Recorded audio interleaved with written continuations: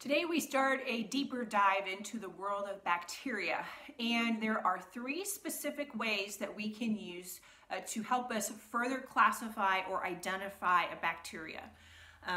The first method that we're going to use is the shape of the bacterial cell itself, and there are three different shapes of bacteria. The first is a spherical shape, so if you think of a ball, a sphere, a globe, that would be the shape of one type of bacteria, and the technical name for that is called cocci, C-O-C-C-I.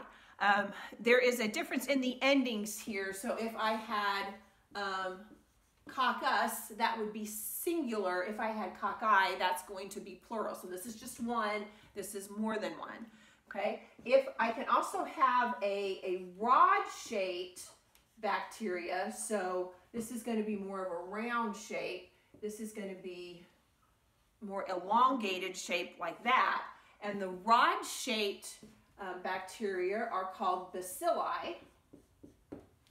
And then I also have a helical or a spiral shape. So if you think of the shape of DNA, DNA is a double helix, but if you think of a helical shape, it's a helical or a spiral shape, and that's called spirilla. Okay, now how are you going to remember these different names for this?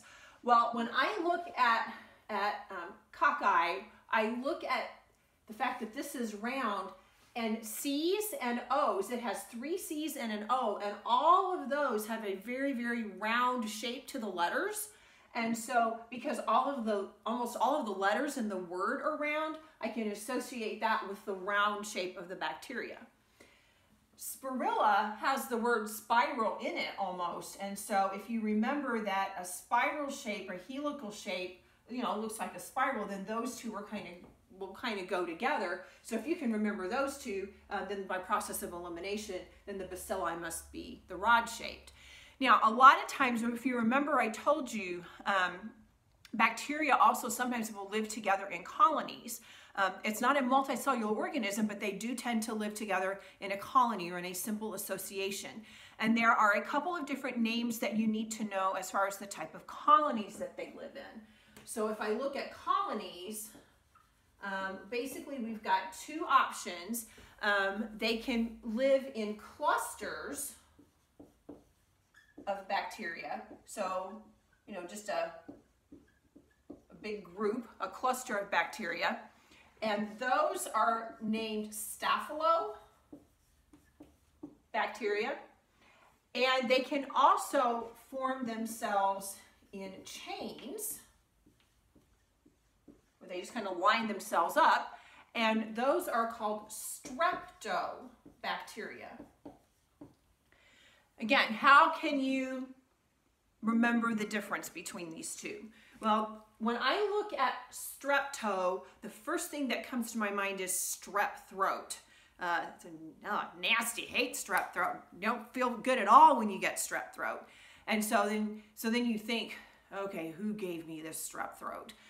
Was it my friend Susie at school who gave me strep throat? Was it somebody at church? Was it someone, who gave me strep throat? And so you try to kind of trace backwards, who gave that to me? Was it my brother who gave me strep throat?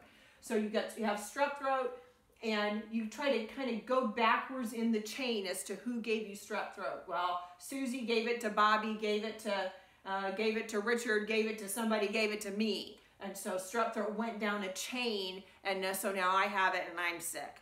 Okay, so that's how I remember that.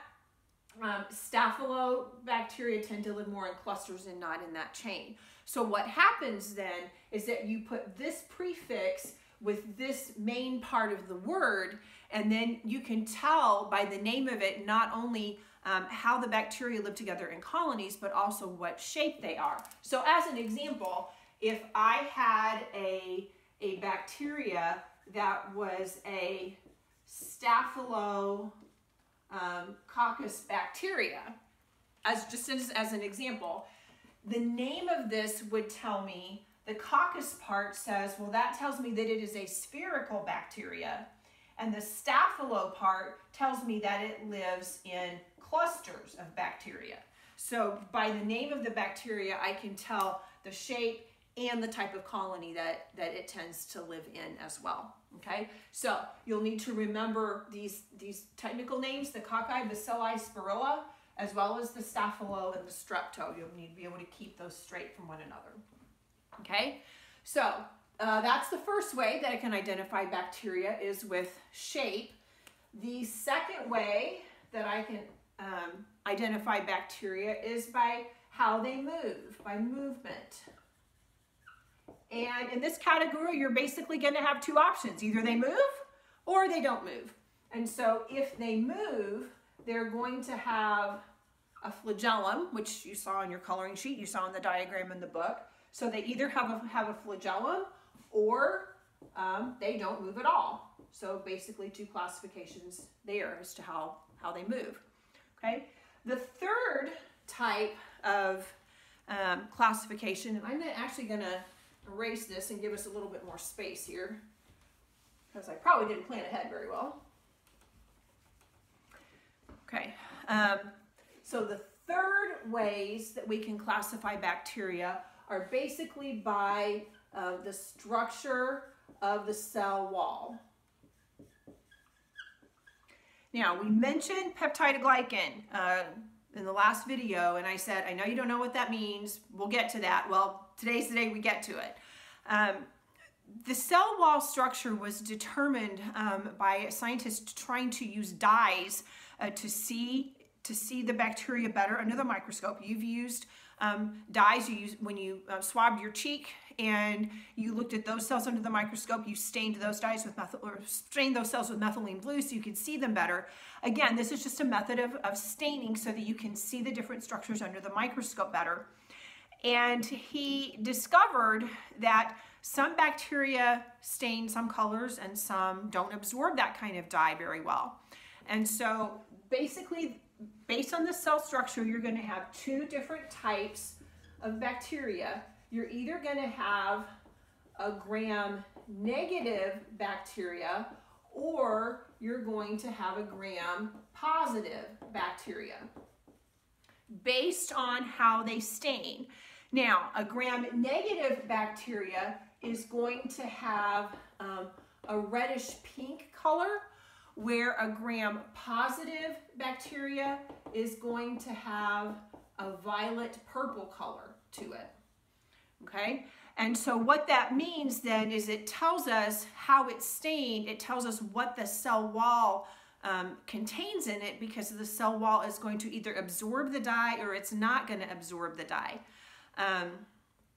So here, this has a very small amount of peptidoglycan, because the peptidoglycan does not want to absorb that violet stain. It's a two-step staining process, and so the peptidoglycan doesn't absorb the violet stain, and so they end up looking just red.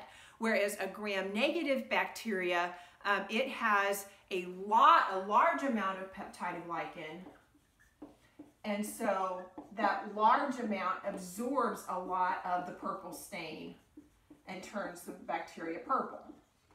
Okay, now how do I remember that? Well, I remember it this way. A gram-positive bacteria looks purple, and there is a large amount of peptidoglycan in it.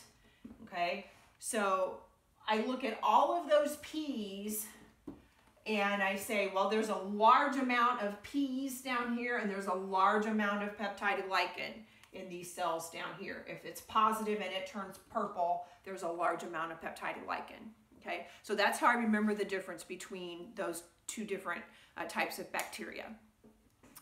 All right, so shape, movement, and cell wall structure are all different ways that we can use to classify or identify bacteria.